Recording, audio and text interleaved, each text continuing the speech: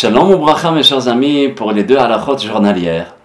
Aujourd'hui nous allons étudier les lois concernant Yom Kippour, la veille de Yom Kippour. Vous savez dans la Gemara Brachot d'Afhet, la 8e page Amud Bet, là-bas il est mentionné le pasuk de la Torah qui nous dit Ve'initem et nafshotechem pitisha lachodesh. Vous ferez souffrir vos âmes le 9 du mois. Alors la Gemara Brachot elle pose la question comment? On ne jeûne pas le 9, on jeûne le 10 du mois. Parce que Yom Kippour, c'est le 10. Alors pourquoi la Torah, elle dit, vous ferez souffrir vos âmes le 9? Écoutez bien ce que la Gemara dit. Par le fait qu'une personne va manger, mais bien, le 9 du mois, et il va jeûner le 10, Akadosh Baruch Hu va le considérer comme s'il avait jeûné le 9 et le 10. C'est pas beau ça? C'est fantastique. Donc ça veut dire en mangeant, on nous considère comme si on jeûnait. Mais il faut bien manger. C'est sûr avec chokhma. Il ne faut pas manger, puis à la fin on ne peut même plus faire la dernière sirouda. Le Gaon Mevilna et beaucoup de hachamim, ils avaient des gâteaux dans les poches pour essayer de prendre un petit peu de manger pendant leur étude. Pour dire que c'est un jour où on est très pris. Et il faut faire attention de ne pas jeûner ce jour-là. Il faut bien manger. Et si on sait qu'on va être dehors à faire les courses, alors on met des gâteaux, des fruits dans notre poche, de façon à pouvoir faire les brachot avant de manger et de manger. De même, avant Yom Kippour, il est bien de faire ce qu'on appelle les kaparot. C'est quoi les kaparot? On prend généralement un coq pour un garçon, une poule pour une fille, et on le met sur la tête. Et on dit Zo kaparatra, zo halifatra, zo temuatra. Ça veut dire que ce poulet puisse prendre en quelque sorte les fautes que tu as pu faire. Mais attention, ce n'est pas un système comme ça. Il faut faire la teshuva à l'intérieur de nous. Aussi bien que pour le tashlir, que pour les kaparot.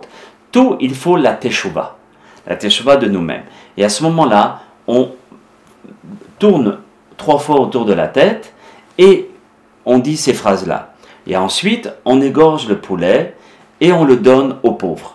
Maintenant, beaucoup de hachamim, on dit, si on n'a pas de shohet qui est Yerushalayim, qui craint Dieu, ou bien ça va trop vite. Vous savez, à la veille de Yom Kippour, il y a beaucoup de monde et le shohet est très stressé et il risque, chas v'shalom, de mal faire la shechita.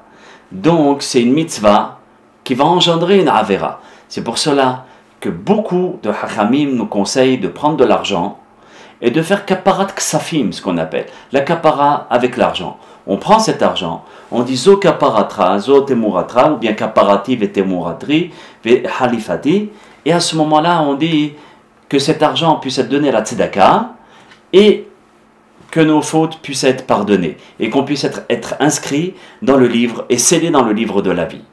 Pour nous dire, mes chers amis, que ce n'est pas l'accapara en elle-même qu'il faut regarder, c'est le cœur et la teshuva.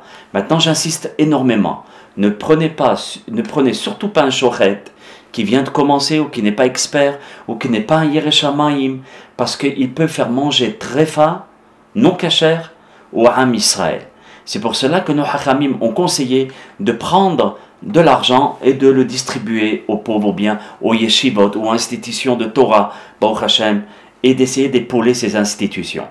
Maintenant, concernant la veille toujours de Yom Kippour, de la même manière qu'on est parti au cimetière la veille de Rosh Hashanah, ici aussi c'est bien de partir au cimetière pour implorer nos pères et implorer à Kadosh Baruch Hu, et que par le mérite de nos pères et de nos hachamim, qu'on puisse être scellé dans le livre de la vie heureuse.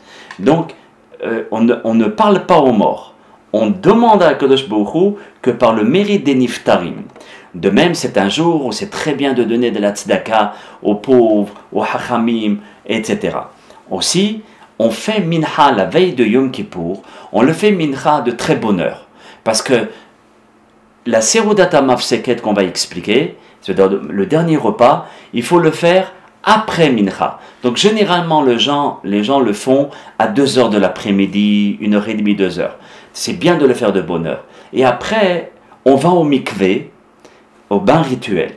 Comme on a dit pour Rosh Hashanah, si une personne ne peut pas, alors il prend une douche et il pense dans sa tête qu'au moment où il verse 12 litres et demi, que cette douche puisse être considérée comme mikvé.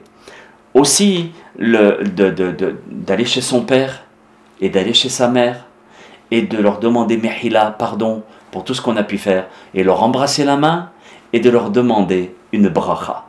Et avec ça, la teshuva et la bracha des parents, Be'ezrat Hashem itbarach, on sera scellé et dans le livre de la vie une vie heureuse. L'aphorisme de la journée, elle vient du Baal Shem Tov.